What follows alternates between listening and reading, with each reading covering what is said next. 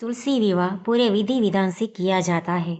लोग इस दिन व्रत रखते हैं और फिर शाम में तुलसी माता की पूजा करने के बाद भगवान शालिग्राम से उनकी शादी कराते हैं। अब देखिए तुलसी विवाह की कथा।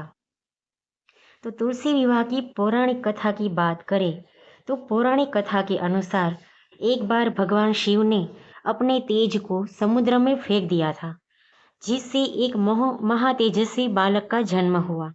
यह बालक आगे चलकर जालंधर के नाम से दैत्य राजा बना। इसकी राजधानी का नाम जालंधर था। जालंधर का विवाह दैत्यराज कालनेमी की कन्या वृंदा से हुआ। जालंधर महाराक्षस था। अपनी सत्ता के मद में चूर होकर एक बार उसने माता लक्ष्मी को पाने की कामना से युद्ध किया, लेकिन समुद्र से ही उत्पन्न होने के कारण माता लक्ष्मी ने उससे अपने भाई के रूप में स्वीकार किया। इसके बाद जालंधर देवी पार्वती को पाने की लालसा से कैलाश पर्वत पहुंच गया। यह भगवान शिव का रूप धारण करके पार्वती के समीप गया, परंतु माँ ने उसे तुरंत पहचान लिया तथा वहां से अंतर ध्यान हो गए। देवी पार्वती ने क्रोध होकर सारा वृत्तांत भगवान विष्णु को सुनाया। जालंधर की पत्नी वृंदा अत्यंत पतिव्रता स्त्री थी। उसी के पतिव्रत धर्म की शक्ति से जालंधर को न तो कोई मार सकता था और न ही पराजित कर सकता था। ऐसे में जालंधर का नाश करने के लिए उसकी पत्नी वृंदा के पतिव्रत धर्म को भंग करना बहुत जरूरी था। इसी कारण भगवान विष्णु ऋषि का वेश धारण कर वन में जा पहुंचे, जहां वृंदा भ्रमण कर रही थी। ऋषि रूप में भगवान विष्णु के साथ दो मायावी राक्षस भी थे, जिन्हें देखकर वृंदा भयभीत हो गई। ऋषि ने उन राक्षस को वृंदा के सामने तुरंत ही भस्म कर दिया।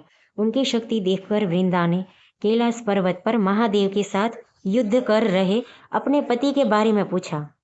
ऋषि ने अपने माया जाल से दो वानर प्रकट किए, जिसमें एक वानर के हाथ में जालंधर का सिर था तथा दूसरे के हाथ में उसका धड़ था। अपने पति की यह दशा देखकर वृंदा मूर्छित हो गई।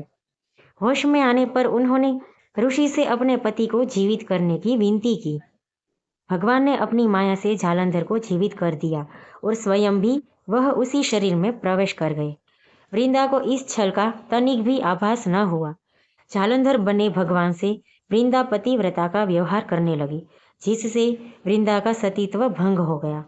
ऐसा होते ही वृंदा का पति युद्ध में हार गया और मारा गया।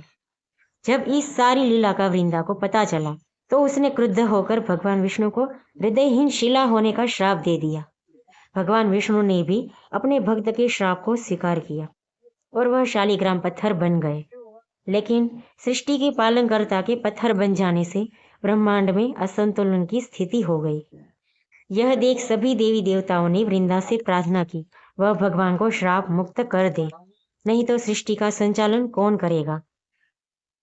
वृंदा ने भगवान विष्णु को श्राप मुक्त कर दिया, लेकिन उन्होंने स्वयं आत्मदाह कर लिया।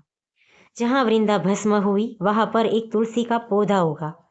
भगवान विष्णु ने वृंदा से कहा, हे वृंदा, तुम अपने सतीत्व के कारण मुझे लक्ष्मी से भी अधिक प्रिय हो गई हो, इसलिए अब तुम तुलसी के रूप में सदा मेरे साथ रहोगी।